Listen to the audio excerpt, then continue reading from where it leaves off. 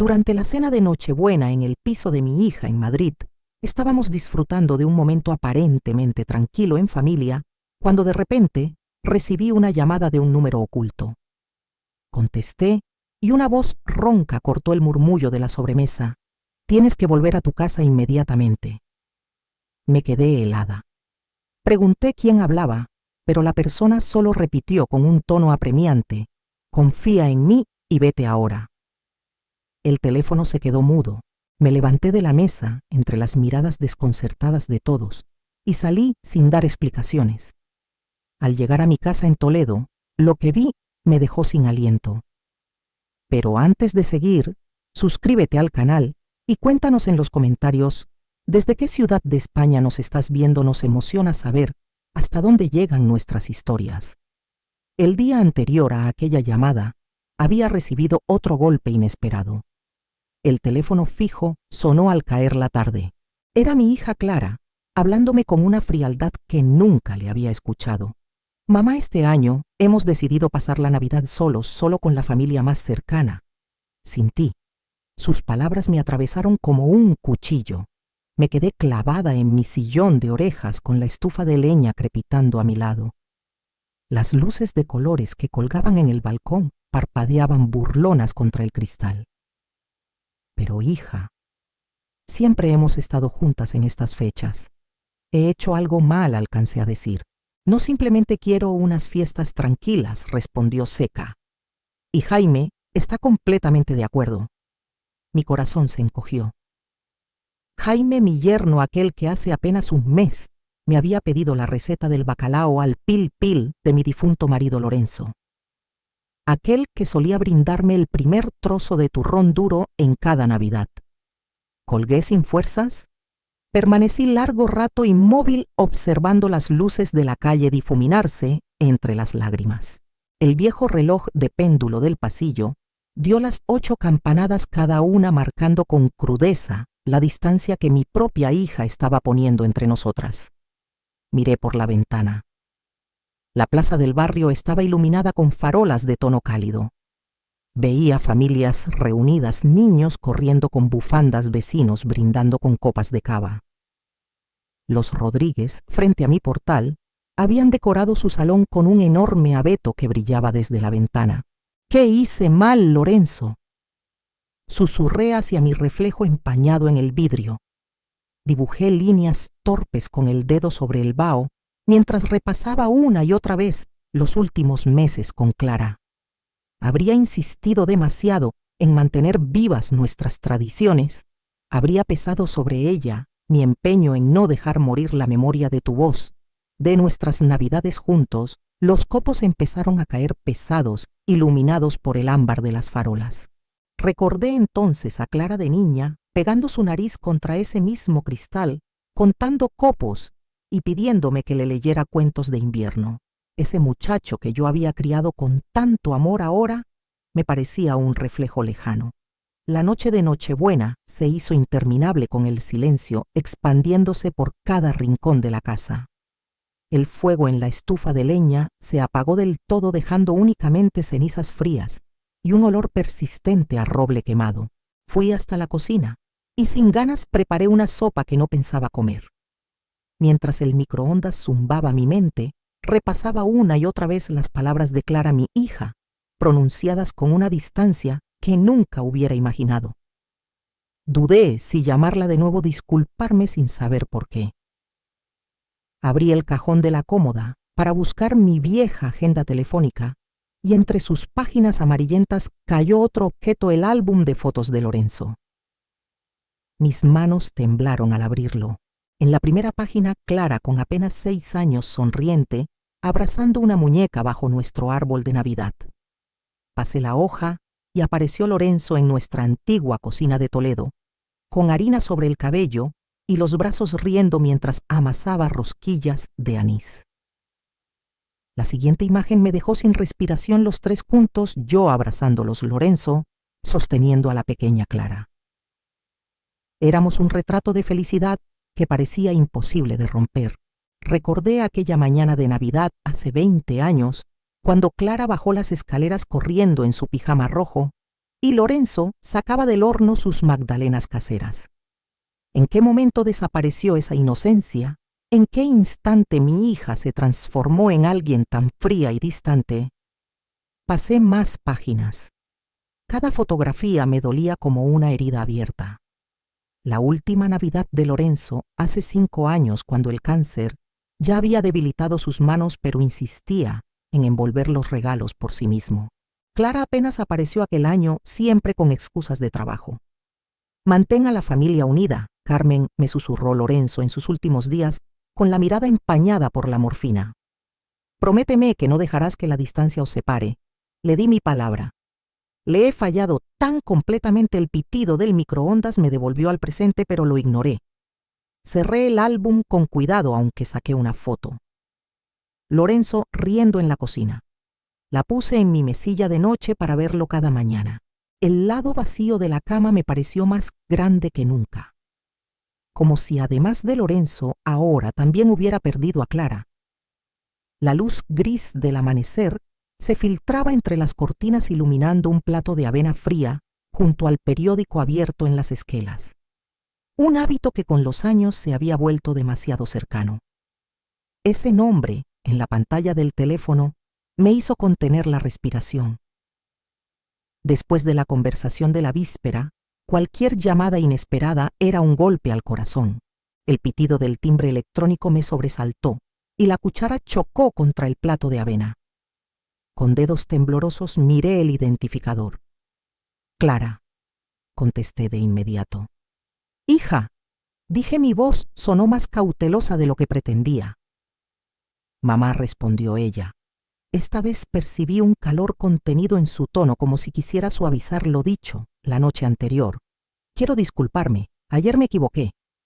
El alivio me recorrió tan rápido que tuve que agarrarme al borde de la mesa. «Clara, me alegra tanto oír eso. Estaba convencida de haber hecho algo malo». «No, mamá, no hiciste nada. He estado muy estresada con el trabajo y me desquité contigo». Jaime me recordó lo importantes que son nuestras tradiciones. «Queremos que vengas a la cena de Navidad después de todo». Sentí que la alegría me llenaba ligera como el champán. «Claro que iré», respondí sin dudar. «Llevaré la receta del bacalao de tu padre y yo prepararé los turrones». «Perfecto, trae todo lo que sueles hacer», contestó, y luego añadió: «Jaime está encantado y los niños no dejan de preguntar cuándo la abuela Carmen les contará sus historias de Navidad». Por un instante sonó sincera, pero había algo en su entusiasmo que parecía ensayado, como leído de un guión. «Clara, ¿qué ha cambiado tan de repente? Ayer estabas tan segura de tu decisión». «Simplemente me di cuenta de que me había equivocado», dijo con prisa, atropellando mis palabras. «Ahora no puedo hablar más, tengo que volver a la oficina. Nos vemos el día de Navidad a mediodía». «Espera, hija, ¿podemos hablar un momento más?» «Te quiero, Clara. Te veo pronto», y colgó. Me quedé mirando el teléfono en mi mano como si pudiera darme más respuestas. Durante un instante la felicidad me recorrió las venas. La Navidad. Estaba salvada mi familia, reunida de nuevo. Pero el silencio que siguió trajo consigo una corriente de duda fría, como el viento que se cuela por una rendija. Las palabras eran correctas, la disculpa adecuada, pero el tono hueco, mecánico, como si estuviera marcando una casilla de una lista. Me acerqué a la ventana. La nevada de la noche anterior había convertido el barrio en un lienzo blanco. Los niños de los vecinos levantaban un muñeco de nieve en la plaza, sus risas llegaban nítidas. Familias normales, mañanas normales de diciembre. «Quizás pienso demasiado», murmuré hacia la memoria de Lorenzo, y continué con mi rutina, aunque dentro de mí algo seguía sin encajar. La rutina matinal seguía su curso, platos en el fregadero, periódico doblado, para reciclar la taza de café enjuagada. Sin embargo, esa sensación incómoda no hacía más que crecer dentro de mí. Clara había evitado cualquier intento de conversación más profunda, siempre con prisas en el teléfono, como si temiera que le hiciera preguntas incómodas. Algo que me dijo no dejaba de dar vueltas en mi cabeza. Jaime me recordó lo importantes que son nuestras tradiciones familiares. ¿Desde cuándo necesitaba mi hija que su marido le recordara lo esencial? ¿Por qué remarcar tanto que él estaba de acuerdo como si necesitara permiso para invitar a su propia madre a la cena? Los días siguientes me envolvieron en una mezcla de ilusión y desasosiego. El 22 de diciembre amanecí con una energía que no sentía desde la muerte de Lorenzo. Tarareaba villancicos mientras preparaba el café, intentando convencerme de que todo iba a salir bien. Mi libreta pronto se llenó de listas y menús, cada artículo revisado una y otra vez: pavo relleno de Lorenzo Turrones, vino espumoso. Todo tiene que ser perfecto, repetía golpeando suavemente el bolígrafo sobre la mesa. La carnicería de la calle de La Plata estaba abarrotada de compradores navideños. Cuando llegó mi turno, miré al carnicero con la determinación de quien está en una misión. «Necesito su mejor pavo», dije. «Es para una cena familiar muy especial». Me mostró un ejemplar de casi 10 kilos, brillante y firme, digno de una portada de revista. Pagué sin titubear, ya imaginando el momento de colocarlo en la mesa de Clara. El 23 me aventuré al centro comercial. Entre luces y villancicos, elegí con cuidado los regalos para mis nietos. Para Diego, un avión a escala que me recordó al juguete de madera de aquella vieja fotografía. Para Sara, un estuche de arte con lápices de colores ordenados como un arco iris. Esa noche recogí hierbas de mi pequeño invernadero para preparar la marinada de Lorenzo. La receta escrita con su letra firme reposaba junto al cuenco. Mientras picaba ajo y arrancaba ramitas de romero, le susurré a su foto en el alféizar: «Ojalá me salga como a ti, cariño». Ajo, romero, tomillo, aceite de oliva y ese toque secreto de vino blanco. Masajeé la mezcla bajo la piel del pavo como si realizara un antiguo ritual de reconciliación. La mañana de Nochebuena amaneció fría y gris, pero mi ánimo seguía firme. Envolví los regalos con precisión, planché mi mejor blusa roja y rocié un poco de colonia como si fuese una armadura. Sin embargo, al caer la tarde, la inquietud regresó. Clara no había vuelto a llamar para confirmar los detalles. ¿A qué hora debía presentarme exactamente? ¿Debía llevar vino además del pavo? ¿Habría alguna alergia de los niños que hubiese olvidado? Mientras enjuagaba los cuencos donde había reposado la marinada, vi a don Manuel, mi vecino de toda la vida, aparecer en la ventana de la cocina. «Carmen, ¿grandes planes para mañana?», preguntó con voz amable a través del cristal. «La cena de Navidad con Clara y su familia», respondí intentando sonar ligera. «Eso es estupendo. Te lo mereces», dijo, con una sonrisa breve, aunque sus ojos parecían esconder una inquietud que no supe interpretar. Cuando se marchó, no pude deshacerme de la impresión de que aquella pregunta tenía un trasfondo más serio que la simple cortesía vecinal. Esa Nochebuena me acosté temprano con todo listo, el pavo reposando en la nevera, los regalos apilados junto a la puerta de casa. Todo excepto mi corazón, que latía acelerado como si quisiera adelantarse a los acontecimientos. ¿Por qué Clara no había vuelto a llamar? ¿Por qué Manuel parecía tan preocupado? ¿Por qué esta reunión se sentía más como una representación que como un reencuentro? Miré el techo hasta casi el amanecer, repitiéndome que los nervios eran normales antes de un día importante. «Mañana será perfecto», me dije. «Tiene que serlo». La mañana de Navidad amaneció clara, con la nieve brillando sobre Toledo como si fueran miles de diamantes diminutos. Me vestí con ceremonia, mi blusa roja, planchada, mi chaqueta negra de lana, un poco de colonia. El soporte del pavo me pareció más pesado de lo esperado al cargarlo hacia el coche junto a las bolsas de regalos.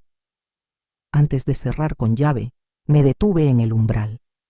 Las ventanas cubiertas de escarcha me devolvieron el reflejo de habitaciones vacías. Sentí un escalofrío en la espalda, pero lo aparté. Hoy se trataba de la familia. Hoy se trataba de sanar. El camino hasta Madrid crujía bajo los neumáticos, los cristales de hielo centelleando bajo el sol invernal. Al llegar, la casa de Clara estaba adornada con luces de colores en cada ventana y guirnaldas en la puerta, una escena tan perfecta que me apretó el pecho de esperanza. Apenas me acerqué, la puerta se abrió. Era Jaime, sonriendo ampliamente con un jersey rojo manchado de harina como si acabara de amasar roscones. Carmen, qué alegría verte. Entra antes de que te congeles. El calor me envolvió de inmediato. La casa olía a canela y a pino. Villancicos sonaban desde unos altavoces ocultos mientras las luces proyectaban destellos sobre el suelo encerado.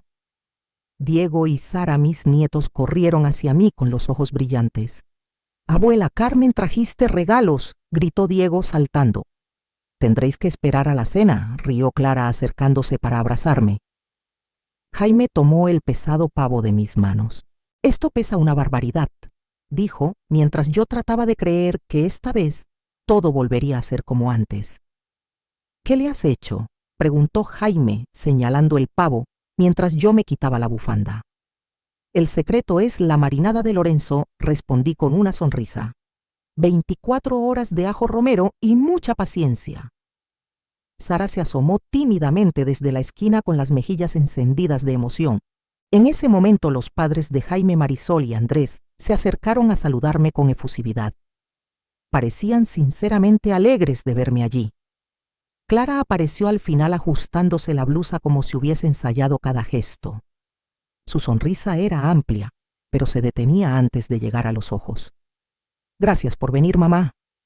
Significa mucho para nosotros», dijo con un tono que me hizo estudiarla más de cerca. No tuve tiempo de responder. Diego me agarró de la mano y tiró de mí hacia el comedor. La mesa estaba impecable, mantelería blanca, servilletas dobladas en triángulos perfectos, la vajilla de porcelana que Clara guardaba para ocasiones especiales. En el centro mi pavo dorado brillaba bajo la lámpara como una promesa de reconciliación. «¿Quieres trincharlo tú, Carmen?», me ofreció Clara acercándome el cuchillo eléctrico. «Tú eres la verdadera artista». Mis manos sorprendentemente firmes cortaron las primeras lonchas. La carne estaba tierna, jugosa, impregnada de las hierbas de Lorenzo. Murmullos de aprobación recorrieron la mesa. Durante la cena la conversación fluyó acompañada del vino. Andrés me preguntó por mi jubilación, Marisol elogió los postres que había traído, y los niños no paraban de contar anécdotas del colegio.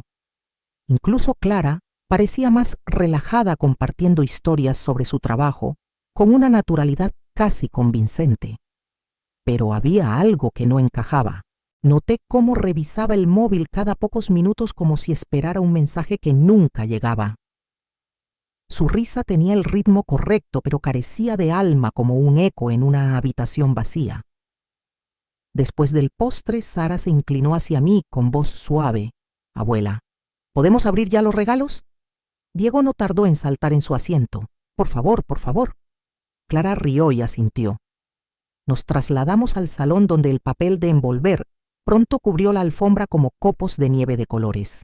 Los ojos de Diego brillaron al descubrir el avión a escala. Un Cessna, como en la exhibición aérea. «Podemos montarlo juntos, abuela». Claro cielo, le prometí sintiendo un calor en el pecho.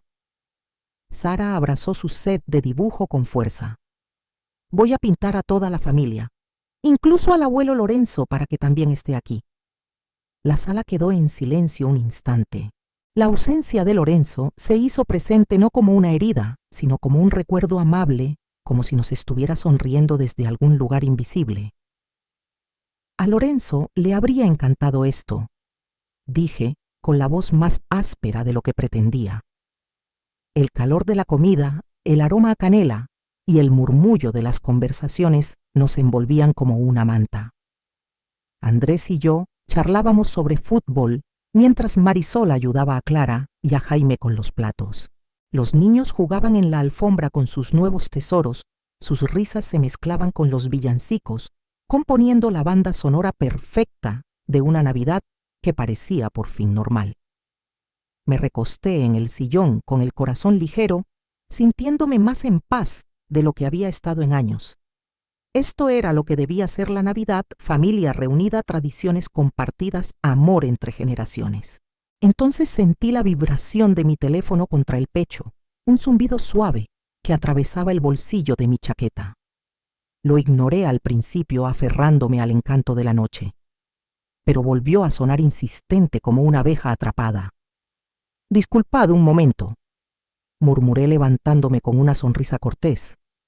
Andrés asentía mientras seguía contando anécdotas de su nieto. Busqué refugio en el pequeño lavabo del pasillo, cuya puerta amortiguaba los sonidos alegres del salón. En la pantalla del móvil aparecía número desconocido. Estuve a punto de rechazar la llamada. ¿Quién llama en Nochebuena si no es un teleoperador? Pero al cortar volvió a sonar inmediatamente. Mi irritación venció a la prudencia. «Diga, ¿quién llama en Navidad necesita irse a casa de inmediato?», dijo una voz masculina grave e urgente. El tono cortó mis buenos modales como un cuchillo. Me miré en el espejo del lavabo. Mi rostro reflejaba primero enfado, después confusión. «¿Quién es? ¿De qué está hablando? Eso no importa. Solo márchese ahora mismo», repitió con una convicción tan firme que me hizo apretar el teléfono con fuerza. A través de la puerta escuchaba a Diego explicándole a Sara cómo montar el avión a escala. Voces normales de una noche de Navidad que de pronto me parecieron muy lejanas. «No entiendo lo que me dice. ¿Qué ocurre? Confía en mí y váyase ya», insistió. La llamada se cortó. Me quedé mirando la pantalla en negro como si pudiera explicarme por sí sola. Mi reflejo en el espejo parecía más envejecido con las arrugas marcadas por la preocupación. ¿Qué podría estar mal en Toledo? ¿Un incendio? ¿Un robo? Había dejado encendida la estufa. Mi mente corría a toda velocidad mientras el corazón se me desbocaba. Pero esta era mi primera cena de Navidad en 5 años con Clara y los niños. ¿Cómo podía marcharme basándome en una advertencia críptica de un desconocido? Entonces escuché a Clara reír en el salón, un sonido demasiado agudo, casi forzado. La voz del extraño retumbó en mi memoria. «Confíe en mí y váyase ahora». ¿Confiar en quién? ¿Por qué? ¿Qué emergencia podía justificar tanta urgencia como para que un desconocido rastreara mi número? ¿Quién me llamaría en Nochebuena con tanta insistencia? Mientras las preguntas se agolpaban en mi mente, mi cuerpo ya reaccionaba con la certeza de una alarma instintiva. Sentía los hombros rígidos, la respiración entrecortada, el pulso acelerado. Una parte primitiva de mí sabía que aquella llamada no era un error. Pensé en mi casa vacía en Toledo, en la oscuridad del invierno. ¿Y si alguien estaba dentro hurgando en mis cosas? ¿Y si había un incendio o una fuga de agua? «Mamá, ¿estás bien ahí dentro?». La voz de Clara atravesó la puerta del pasillo, cargada de una preocupación perfectamente medida. 1 minuto contesté esforzándome por sonar tranquila. Inspiré hondo, pero la urgencia de aquella voz desconocida ya me había contagiado. No podía ignorarla.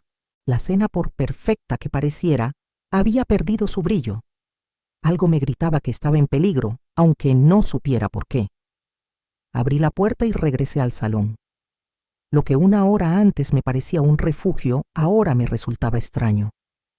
El murmullo de las conversaciones, la risa de los niños, el olor a canela y pino. Todo parecía parte de una escenografía cuidadosamente montada. «¿Todo bien, mamá?», preguntó Clara levantando la vista. En sus ojos había algo que no supe descifrar: preocupación, quizá, o cálculo. «Necesito volver a casa», dije de golpe. «Alguien me llamó. Hay una emergencia». El silencio cayó sobre la sala. Solo Diego siguió jugando con su avión, haciéndolo volar por encima de los muebles.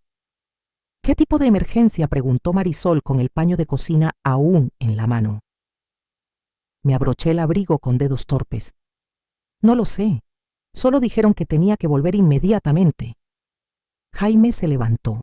Su rostro mostraba desconcierto genuino, pero había una rigidez en su mandíbula que no se correspondía con sus palabras. «¿Quién te llamó? ¿Por qué no explicaron qué ocurría?». Lo observé un segundo más de lo debido. Su gesto parecía sincero, pero había una tensión latente, como si contuviera algo. «Debo irme ya», concluí, inclinándome para besar a Diego y Sara en la frente. «Gracias por una cena maravillosa. Siento marcharme así». El aire helado de diciembre me golpeó el rostro al salir. En el retrovisor del coche vi a la familia agrupada en la puerta Clara, con los brazos cruzados Marisol y Andrés, murmurando entre sí los niños con la frente pegada al cristal. Y Jaime, ligeramente apartado, una sombra oscura contra la cálida luz de la casa. Las calles de Madrid se extendían desiertas, las luces navideñas parpadeando como estrellas lejanas. En la radio sonaba Noche de Paz, pero en mi pecho no quedaba rastro de calma. Nada de lo que me rodeaba en la carretera parecía tranquilo ni sagrado. Mis manos apretaban el volante con tanta fuerza que los nudillos se me pusieron blancos. La voz misteriosa repetía en mi mente como un eco insistente: confíe en mí y váyase ahora. ¿Confiar en quién? ¿Y por qué el velocímetro subía más de lo que debería, mientras las calles vacías de Madrid se sucedían en un borrón de luces navideñas? Pasé un semáforo en ámbar, después otro. Todo mi cuerpo gritaba peligro. ¿Sería un robo? Alguien había visto la casa vacía en Nochebuena, un blanco fácil mientras su dueña cenaba con la familia. Pero, ¿cómo ese desconocido había conseguido mi número de teléfono? ¿Cómo sabía que yo no estaba allí? No podía dejar de pensar en el comportamiento de Clara durante la cena. Su risa forzada, la forma en que miraba el móvil con nerviosismo, el alivio extraño en su rostro, cuando anuncié que me marchaba. ¿Estaba conectando piezas que no tenían sentido?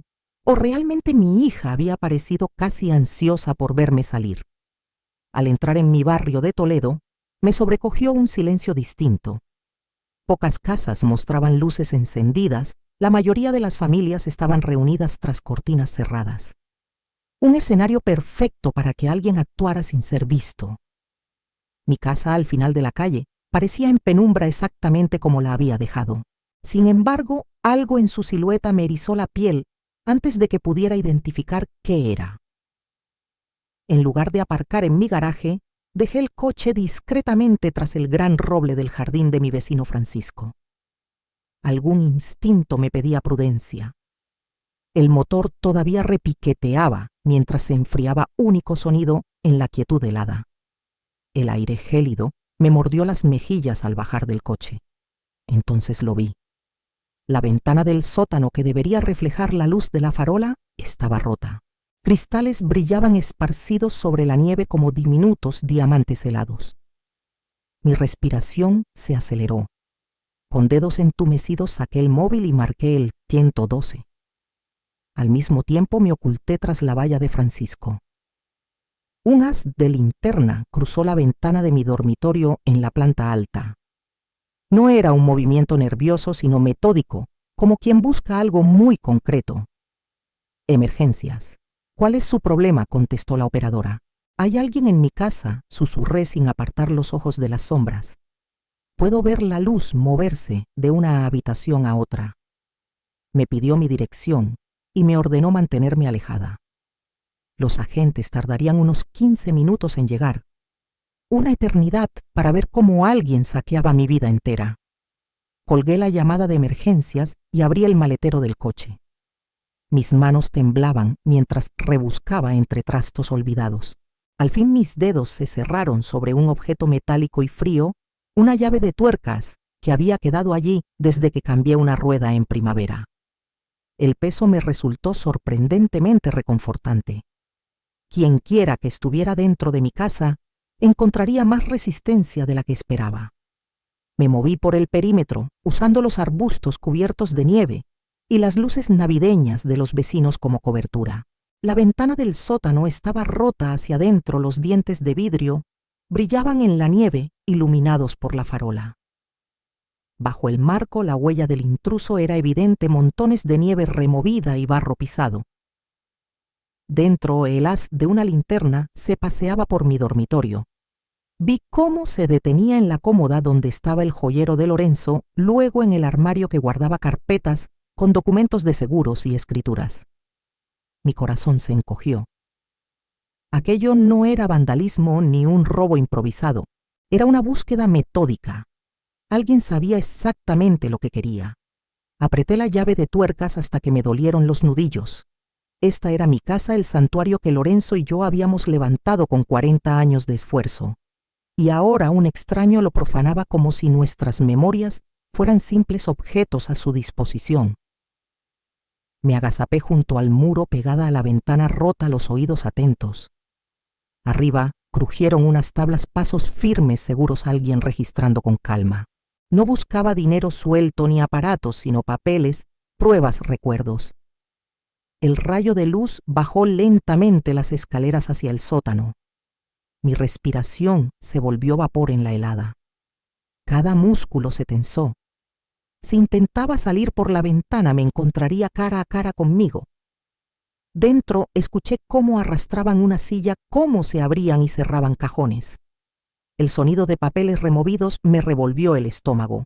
Aquellos eran documentos íntimos, cartas, certificados, testamento, registros bancarios. Partes de la vida que Lorenzo y yo habíamos construido y que ahora estaban bajo manos ajenas. Cómo se atrevía, la rabia me subió como fuego por la garganta. El haz de la linterna se acercó peligrosamente a la ventana. La luz proyectó largas sombras sobre la nieve, barriendo el jardín como un faro en la noche. Me pegué aún más al muro de ladrillo, con la llave de tuercas en alto, temblando entre el frío y la adrenalina. No sabía si los agentes llegarían a tiempo. Solo sabía que aquel intruso estaba demasiado tranquilo, demasiado seguro. Primero apareció una bolsa de lona oscura abultada de papeles y pequeños objetos. Luego, una pierna tanteando el marco de la ventana rota del sótano, asegurando el terreno antes de salir. Contuve la respiración, cada músculo listo para la acción. Un segundo más, y tendría las respuestas sobre quién había osado entrar en mi casa en Nochebuena. La segunda pierna emergió seguida por un torso que reconocí con una claridad nauseabunda. Álvaro Gutiérrez, amigo de juventud de Clara, se enderezó en mi jardín sosteniendo una bolsa repleta de documentos y objetos de valor. Álvaro, salí de las sombras con la llave de tuercas levantada. Mi voz cortó el silencio como un látigo. Él giró la cabeza de golpe, casi perdiendo el equilibrio sobre la nieve resbaladiza. La bolsa cayó de sus manos y los papeles se esparcieron sobre el suelo blanco como confeti bajo la luz de las farolas. Su rostro se volvió ceniza al verme. Carmen, ¿yo? Esto no fue idea mía. Entonces, ¿de quién fue? Me acerqué, el metal frío temblando en mis manos. Entre los documentos que caían, reconocí el testamento de Lorenzo, extractos bancarios, certificados de acciones cuidadosamente guardados durante décadas. Álvaro levantó las manos arrinconado contra la pared de ladrillo sin escapatoria. Él dijo que estarías en Madrid toda la noche, que nunca lo sabrías. ¿Quién dijo eso? Escupí, aunque una sospecha helada ya me estaba oprimiendo el pecho. La respuesta me golpeó con la fuerza de una bofetada clara. Balbuceó Álvaro con lágrimas empañando su voz. Ella sabía que vendrías a la cena. Me dijo que tenía que recuperar el testamento y los certificados antes de que los escondieras o los donaras. Me prometió que nadie se enteraría. La llave de tuercas se me resbaló de los dedos, golpeando la nieve con un sonido hueco. Mi propia hija, susurré, la garganta áspera. Álvaro cayó de rodillas, tratando torpemente de recoger los papeles esparcidos, como si aún pudiera reparar el desastre. Está desesperada, Carmen. Cree que vas a donar todo a una fundación. Dice que la familia se quedará sin nada. Yo solo quise ayudarla. Cada palabra era un golpe directo. La invitación a la cena, la disculpa emocionada, los abrazos fingidos. Todo había sido un montaje para alejarme de mi casa. La traición de Clara ardía más que el frío. Mi familia, la misma por la que Lorenzo me pidió mantener la unidad, estaba dispuesta a venderme a cambio de papeles y cifras en un banco. Me quedé mirando aquellos documentos desperdigados sobre la nieve, el trabajo de toda una vida reducido a botín de un robo planificado. La Navidad, pensé, nunca volvería a significar lo mismo. Deudas de juego, malas inversiones. La voz de Álvaro temblaba. Le debe dinero a gente que no perdona los retrasos. Sentí que las piernas me flaqueaban mientras la magnitud de la traición se asentaba en mi pecho. Clara, mi hija, me había mirado a los ojos en esa mesa de Madrid.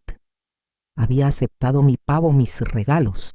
Había dejado que sus hijos se sentaran en mis rodillas, todo mientras sabía que su amigo estaba saqueando mi casa en Toledo. ¿Cuánto debe?, pregunté con un hilo de voz. Cerca de 200.000 euros, respondió Álvaro casi inaudible. El aire frío se volvió cuchillas en mis pulmones. Álvaro señaló los documentos esparcidos. Se enteró de las acciones en los papeles de Lorenzo. Dijo que era dinero de la familia, que tú lo entenderías. Dinero de la familia. No, eran los ahorros de toda una vida, el legado de mi marido cuidadosamente guardado. Lorenzo había invertido su sueldo de maestro euro a euro en esas acciones cuando nadie creía en la compañía. Recogí uno de los certificados de la nieve. El nombre de Lorenzo, con su caligrafía firme, estaba allí en la parte superior. Sumaban 2-3 millones de euros en títulos, fruto de 30 años de paciencia y sacrificio. Nuestro colchón contra la incertidumbre. Mi garganta se cerró de indignación. ¿Y Clara pensaba robármelos para pagar deudas de juego? Me dijo que no lo echarías de menos, que a tu edad no necesitabas tanto dinero, añadió Álvaro con un murmullo. Esa crueldad casual me quebró algo dentro. Como si 69 años de vida, de lucha y de memoria compartida con Lorenzo fueran irrelevantes. Como si yo fuera desechable. Entonces sonó mi teléfono. Miré la pantalla. Clara. Probablemente se pregunta por qué saliste tan pronto de la cena, dijo Álvaro miserablemente. Se pondrá furiosa al saber que me atraparon. Mi dedo titubeó sobre el botón de contestar, pero no llegué a pulsarlo. A lo lejos, las sirenas de la policía aullaban, acercándose cada vez más. Las luces azules y rojas comenzaron a filtrarse entre las ramas desnudas de los árboles, tiñendo la nieve como un Belén distorsionado. Frente a mí, Álvaro se encogía en el suelo con los papeles de Lorenzo esparcidos a su alrededor, como un inventario de la traición. 2 coches patrulla doblaron la esquina, sus faros iluminando la ventana rota como una fotografía de escena del crimen. Los agentes salieron con rapidez, entrenadas las manos sobre los cinturones, evaluando la situación en segundos. Yo permanecí de pie, temblando, con el teléfono aún en la mano, y el nombre de mi hija brillando en la pantalla como una herida imposible de ignorar. ¿Es usted la propietaria que llamó al 112? Preguntó una agente, acercándose con una calma firme su placa, reflejando los destellos de las luces de Navidad de las casas vecinas. Sí. Soy Carmen Luján. Esta es mi casa y ese hombre la ha allanado. Señalé a Álvaro, que levantó las manos como si se rindiera a un ejército entero, en lugar de a 2 policías en una calle tranquila de Toledo. La segunda agente se agachó junto a él, iniciando el procedimiento rutinario de derechos y esposas, mientras su compañera fijaba la atención en mí. ¿Qué ha sido sustraído, señora Luján? Me incliné y recogí de la nieve húmeda el testamento de Lorenzo. El papel estaba empapado, pero aún legible. Se llevó documentos financieros, el testamento de mi difunto esposo, certificados de acciones valorados en más de 2 millones de euros, además de información bancaria. Las cejas de la agente se alzaron al revisar los papeles. Eso ya es un robo mayor. Entonces apareció Francisco, mi vecino, con la bata atada y las zapatillas hundiéndose en la nieve. Su rostro mostraba una mezcla de preocupación y alivio. ¿Fuiste tú quien me llamó?, pregunté, y de repente todas las piezas encajaron. Vi una linterna moviéndose en tu casa hacia las 9, dijo él, asintiendo hacia los agentes. No podía quedarme de brazos cruzados en Nochebuena. Busqué tu número en el directorio. Has salvado más que mis pertenencias esta noche, Francisco, dije apretándole el hombro con gratitud. La agente intercambió una mirada con su compañera, ya comprendiendo que aquello no era un robo al azar. Entonces el detenido sabía que la casa estaría vacía. Es amigo de mi hija, admití tragando el sabor amargo. Y mi hija Sabía perfectamente que yo estaría en Madrid para la cena de Navidad. Álvaro, ahora esposado en el asiento trasero del coche patrulla, miraba fijo a través de la ventanilla, como un hombre que contempla el derrumbe de toda su vida. Los agentes asentían con gravedad, mientras las piezas del rompecabezas quedaban claras deudas de juego, un plan para saquear mi casa y la manipulación de las tradiciones familiares. Entonces sonó mi teléfono. El timbre rompió el aire helado como un cuchillo. En la pantalla, el nombre de Clara brillaba como una acusación. ¿Quiere contestar?, preguntó la agente. Sí, respondí activando el altavoz para que escucharan. Mamá, la voz de Clara sonaba con la mezcla perfecta de preocupación y desconcierto. Llevas más de 1 hora fuera, estamos todos preocupados. La nieve crujió bajo mis botas mientras respondía tranquila: hija. Ya estoy de vuelta, pero esta vez tenemos que hablar muy seriamente. El silencio en la llamada fue tan espeso que casi podía escuchar cómo la mente de Clara buscaba una excusa para interpretar mi tono. ¿Estás bien, mamá? Suenas diferente. Todo quedará claro muy pronto, respondí y colgué antes de que pudiera preguntar más. Los agentes terminaron su informe mientras yo recogía los documentos desperdigados en la nieve. Cada papel era un pedazo de la vida de Lorenzo, el legado que había estado a punto de ser robado por la codicia de mi propia sangre. Los certificados de acciones parecían pesar toneladas en mis manos, más de lo que su frágil papel podía justificar. 30 años de sacrificio, cada euro ahorrado del sueldo de maestro de Lorenzo, invertido con paciencia infinita. Necesitaremos que pase mañana por la comisaría para completar su declaración, me dijo la agente entregándome su tarjeta.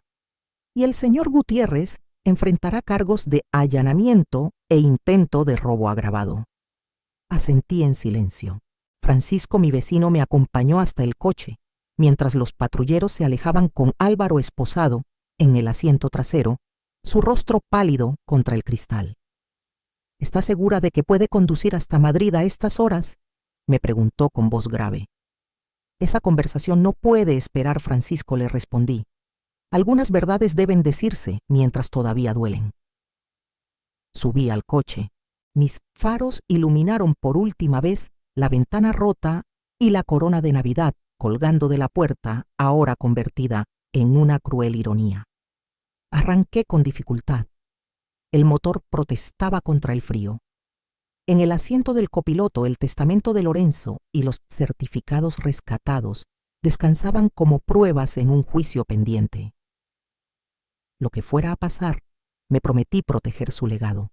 La carretera hasta Madrid estaba desierta, cubierta por un brillo helado. El silencio solo lo rompía la insistencia de mis pensamientos. Mi hija había tramado todo. Al llegar a su casa, el contraste me golpeó.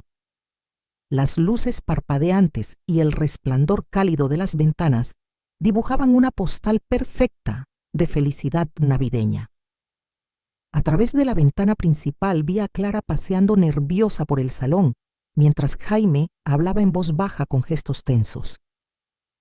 Respiré hondo. Abrí la puerta del coche y tomé los documentos con cuidado. Cada página era un arma silenciosa en la batalla que estaba a punto de librar. No llamé al timbre. Aquella seguía siendo mi familia, aunque la palabra estuviera manchada por la traición. Giré el pomo y entré. Lo que me recibió fue una escena de aparente domesticidad rota por la sombra de un secreto ya imposible de ocultar. Clara estaba doblando unos paños de cocina cerca de la entrada, mientras Jaime hojeaba distraídamente una revista y Marisol resolvía un crucigrama con gesto concentrado. En la alfombra, Diego y Sara seguían absortos con sus juguetes nuevos. Todos levantaron la mirada cuando crucé la puerta. Vi cómo el rostro de mi hija se transformaba primero alivio, luego confusión. Finalmente una alarma creciente al notar la dureza en mi expresión. «Mamá». «Gracias a Dios que estás aquí», exclamó Clara corriendo hacia mí con aparente preocupación. «¿Qué ha pasado? Te ves fatal. Pregúntale a tu marido qué ha pasado», repliqué colocando con calma deliberada los documentos sobre la mesa de centro. Los extendí uno por uno, el testamento de Lorenzo, los certificados de acciones, con membrete oficial, extractos bancarios con cifras precisas. Jaime palideció al reconocerlos. ¿Qué? ¿Qué es todo esto? Son el testamento de Lorenzo y los certificados de acciones que vuestro amigo Álvaro intentó robar esta noche en mi casa de Toledo. Dije con voz firme. Ahora mismo está detenido por allanamiento e intento de robo. El crucigrama cayó de las manos de Marisol. Acciones, de verdad asentí. Acciones de Boeing valoradas en más de 2 millones de euros. Lorenzo las fue comprando durante 30 años con su sueldo de maestro cuando la empresa estaba en crisis y nadie confiaba en ella. Ese era nuestro colchón, su legado. Clara tragó saliva, incapaz de sostener mi mirada. Mamá, eso es nuestra herencia. No podías quitárnosla para dársela a desconocidos. Puedo hacer lo que quiera con lo que Lorenzo y yo construimos. Y tú decidiste robarlo en vez de hablar conmigo, le respondí. El rostro de Jaime se derrumbó, la fachada de yerno respetable hecha pedazos.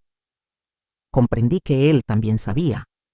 La supuesta reconciliación navideña, la invitación repentina, todo había sido un montaje para darles una coartada mientras Álvaro saqueaba mis cajones. Usaste la Navidad, la inocencia de tus hijos, la bondad de tu mujer, dije mirando directamente a Clara. Usaste incluso el recuerdo de tu padre para encubrir un robo. La sala quedó en un silencio denso, roto solo por la voz grave de Andrés. Clara, dinos que esto no es verdad. Pero ya no había forma de negarlo. Los papeles brillaban como pruebas sobre la mesa. Clara respiró hondo y confesó. No entendéis la presión en la que estoy. Son deudas, malas decisiones. Juego. ¿Cuánto?, preguntó Andrés con tono severo. 200.000, soltó finalmente. La cifra explotó en la habitación como una bomba. El aire festivo de la Navidad desapareció, sustituido por el eco helado de la traición familiar. Entonces decidiste robarle a tu madre. La voz de Jaime se quebró. Su incredulidad llenó la sala como un trueno. ¿Usar a nuestros hijos como escudos en un plan así?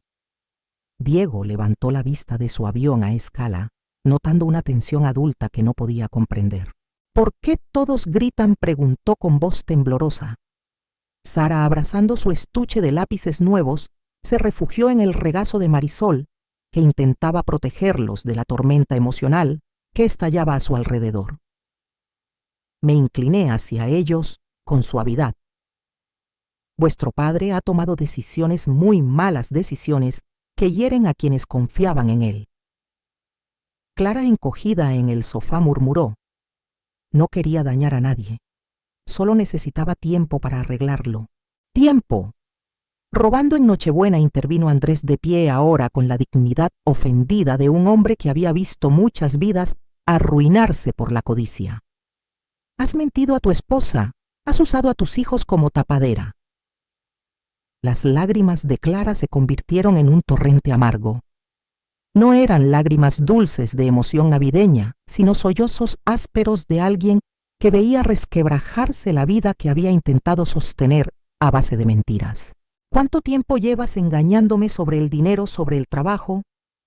Sobre todo, le preguntó a Jaime entre sollozos. La sala era un mosaico roto, los niños confundidos entre juguetes esparcidos, Marisol y Andrés, tratando de dar calma. Clara desplomada bajo el peso de sus engaños y yo de pie con los documentos de Lorenzo en mis manos. Me aclaré la voz y hablé con firmeza. Las acciones irán a programas para veteranos y becas educativas, exactamente como Lorenzo quería. Él creía en ayudar en construir algo que sobreviviera a nuestro paso por el mundo. Tú, hija mía, lo convertiste en botín para pagar deudas. Guardé los papeles en mi bolso. Violeta, dije, mirando a mi nuera a los ojos, tú y los niños sois siempre bienvenidos en mi casa. Vosotros no tenéis culpa. Caminé hacia la puerta echando una última mirada a lo que quedaba de una Navidad destruida. Clara encogida en la silla con la cabeza entre las manos. Jaime sin palabras, los niños intentando entender por qué la alegría había desaparecido. La fría noche de diciembre me envolvió al salir. Detrás de mí quedaban luces cálidas y una familia rota. A la mañana siguiente, en mi cocina de Toledo, coloqué los documentos rescatados junto a la vieja fotografía de Lorenzo. El café humeaba en mi taza favorita. Mientras repasaba las fechas impresas en los certificados, entendí que aquello representaba más que dinero. Cada cifra era la prueba del esfuerzo y del amor de un hombre que había confiado en mí para proteger su legado. Septiembre de 1995, cuando Boeing atravesaba recortes y Lorenzo veía una oportunidad. Marzo de 2001, después del 11 de septiembre, cuando compró más acciones mientras otros vendían en pánico. Diciembre de 2008, durante la crisis financiera, cuando apostó por la fe en el futuro mientras el mundo temblaba. Miraba esos certificados con respeto cuando el timbre del teléfono interrumpió la calma de la mañana. El nombre de Clara apareció en la pantalla. Contesté con el corazón encogido: «Mamá». Lo siento, su voz sonaba rota, sin fuerza, como alguien que había llorado demasiado. Nunca debí dejar que Jaime me arrastrara a todo esto. No sabía cómo salir. Respiré hondo. Clara, eres responsable de tus decisiones. Pero recuerda, siempre tendrás un lugar en mi vida si eliges la verdad. He pedido el divorcio, confesó de golpe. Los niños no merecen vivir con un hombre que planeó robarte. Cerré los ojos. Una mezcla de tristeza y alivio me recorrió. Sara y Diego son inocentes. Diles que siempre tendrán una abuela que los espera con los brazos abiertos. Colgamos en silencio. Me quedé contemplando la fotografía de Lorenzo sobre la chimenea. Imaginé lo que diría: que la verdad, aunque dolorosa, nos devuelve la dignidad. Un golpe en la puerta me sacó de mis pensamientos. Francisco estaba en el porche con su abrigo grueso y la preocupación escrita en el rostro. «¿Cómo te mantienes, Carmen? Duele, Francisco, pero al menos ya no vivo en la mentira». Lo invité a pasar. Le serví café mientras hablábamos de cosas prácticas: cambiar las cerraduras, reforzar el sistema de seguridad, revisar mi testamento para asegurar que Clara y Jaime no pudieran tocar el legado de Lorenzo. «¿Qué harás con las acciones?», preguntó observando los certificados. Lo que Lorenzo habría querido: becas para maestros, programas para veteranos, ayudas comunitarias. Cosas que construyan en lugar de destruir. Francisco asintió satisfecho. «Eso te honra, Carmen, y le honra a él». Después de que se fue, llamé al abogado para fijar una cita y al banco para aumentar la seguridad de mi caja fuerte. Esta vez nadie volvería a poner en peligro lo que Lorenzo y yo habíamos levantado. La casa se sentía distinta, no solitaria, sino tranquila. Tenía 69 años, amistades que valían oro, una nuera que había demostrado integridad y unos nietos que merecían un futuro mejor. Un mensaje iluminó mi teléfono. «¿Cuándo podemos ir a verte, abuela?», era de Sara, escrito con dedos infantiles. Sonreí respondiendo: «Cuando queráis, siempre habrá sitio para vosotros». Miré la fotografía de Lorenzo y le susurré: «Tu legado está a salvo. La verdad venció a la mentira. Y la verdadera familia, la que se elige con amor y respeto, seguirá adelante». Eso era suficiente. Eso lo era todo. «Me llamo Carmen Luján, y si has llegado hasta aquí, quiero pedirte algo muy especial. No solo que sigas mi historia, sino que la uses como un espejo para tu propia vida. Durante muchos años pensé que la familia de sangre lo era todo. Aguanté silencios, engaños y falsas sonrisas porque creía que eso era lo correcto, pero aprendí, a veces demasiado tarde, que la verdadera familia es la que te respeta, te cuida y nunca traiciona tu confianza. Hoy puedo decir con firmeza que elegí la verdad por encima de la mentira, el honor por encima de la comodidad. Protegí el legado de Lorenzo no solo por mí, sino para que mis nietos crezcan en un mundo donde el esfuerzo, la honestidad y la dignidad tengan valor. Ese es el mensaje que quiero dejarte. Nunca es tarde para poner límites. Nunca es tarde para decir basta. Y nunca es tarde para construir algo nuevo. Te invito a apoyar mi historia. Suscríbete al canal, comparte este video con alguien que lo necesite y déjame en los comentarios desde qué ciudad de España me estás viendo. Tu voz importa y juntos podemos crear una comunidad donde la verdad y la integridad sean más fuertes que la avaricia y la mentira. Recuerda, el dinero puede perderse, pero la dignidad no se negocia. Los hijos, los amigos o los vecinos pueden fallarnos, pero siempre tendremos la opción de mantenernos firmes y de elegir quién merece caminar a nuestro lado. Hazlo por ti, por tu familia y por todos los que aún creen que la vida puede vivirse con respeto y amor verdadero. Yo lo hice, y créeme, aunque duela, siempre vale la pena.